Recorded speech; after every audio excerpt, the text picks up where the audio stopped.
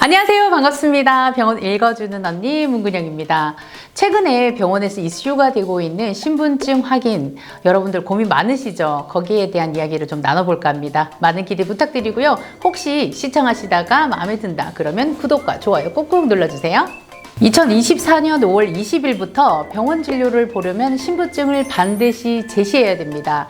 신분증이라 함은 주민등록증, 운전면허증, 여권, 장애인 등록증 등등을 말하는데요.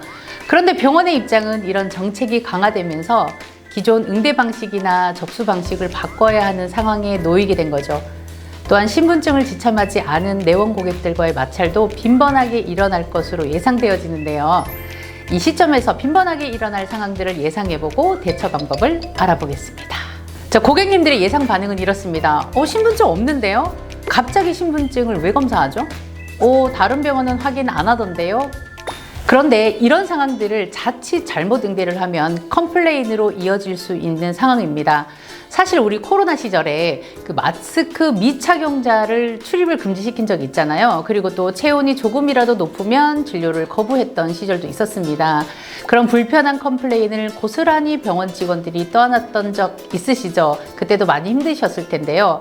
사실 우리도 그때 어떻게 대응을 해야 되는지 몰라서 주먹구구식이나 아니면 본인의 이 성향대로 응대를 하다 보면 컴플레인을 받고 마음의 상처를 받고 힘들어했던 직원들이 막 생각이 나기도 합니다. 이렇게 해서 코로나가 지나고 나서 좀 무난하게 이제 환자 응대를 하나 싶었는데 이번에는 신분증 확인까지 하라니 참 답답한 심정이죠. 저도 그 마음 충분히 공감합니다. 그런데 그 와중에 누군가는 덜 상처받고 또 누군가는 큰 상처를 받아서 힘들어하기도 했는데요. 자, 그렇다면 여러분, 병일건 영상 중에서 컴플레인과 클레임을 구분할 줄 알아야 된다는 영상을 업로드해 놓은 게 있습니다. 그 영상 꼭 한번 먼저 시청해 주시고요. 첫 번째 미션입니다. 첫 번째는요, 상대 멘트에 꼬리표를 달아주세요입니다. 여러분들 다들 아시겠지만 메아리 화법이라고 들어보셨죠? 그 맥락과 같은 내용들인데요.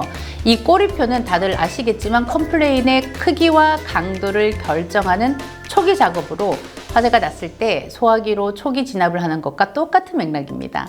자, 그렇다면 어떻게 꼬리표를 달아야 되는지 한번 예시를 들어보도록 하겠습니다. 신분증 없는데요? 네, 고객님, 현재 신분증이 없다는 말씀이시죠? 신분증 확인을 왜 해요? 갑자기 확인 요청해서 많이 당황스러우셨죠? 다른 병원은 검사 안 하던데?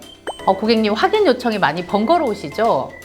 이렇게 초등 대응을 어떻게 하느냐에 따라서 이 상황이 컴플레인으로 크게 번질 것인가 아니면 불편한 컴플레인으로 머무를 것인가가 결정이 납니다. 그래서 반드시 꼬리표를 꼭 달아주시길 바랍니다. 두 번째 미션은요, 부드럽지만 정확하게 사실을 전달해 주셔야 됩니다. 사실 우리가 신분증을 이제 확인해야 되는 건 사실이잖아요. 그 사실을 정확하게 전달을 할 때 여러분들의 방식대로 사실을 전달하고 나면은 앞에 열심히 꼬리표를 단 말들이 의미가 없어지게 됩니다. 왜 이런 말들 있잖아요. 고객님, 앞에 공지해놨잖아요. 고객님, 다른 병원이 법을 어긴 겁니다. 사실 이런 멘트들은 사실이긴 하지만 이런 멘트를 들은 고객들은 나를 공격하네? 이런 느낌이 들어서 고객의 뇌는 방어 모드로 전환이 됩니다. 그래서 우리가 전달하는 내용들을 전혀 들을 수가 없어요. 그리고 자신을 지키기 위해 공격적으로 변하게 됩니다.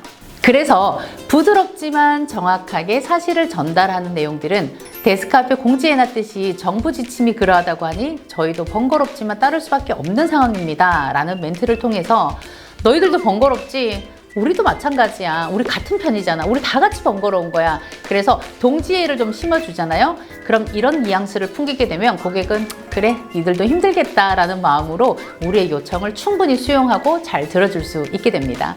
자, 세 번째, 마지막입니다. 정중하게 이제 요청을 해주셔야 되는데요. 고객님, 번거로우시겠지만 신분증 확인 부탁드립니다. 만약 오늘 신분증을 미소지하신 상태라면 모바일 신분증 발급이 가능한데 제가 도와드려도 될까요? 이런 멘트를 좀 해주셔야 되는데 혹시라도 열심히 설명하시고 나서 마지막에 정중하게 요청을 해야 되는 포인트에서 모바일 신분증 앱 다운받아서 신분증 제출해주세요 라고 그냥 딱 잘라서 요청을 하게 되면 마찬가지로 고객이 공격을 받는다고 생각을 하기 때문에 여러분 조금 정중하게 요청을 좀 해주셔야 됩니다. 사실은 명령을 우리가 하잖아요. 모바일 앱 다운받아서 저희한테 보여주세요. 이거는 명령이거든요.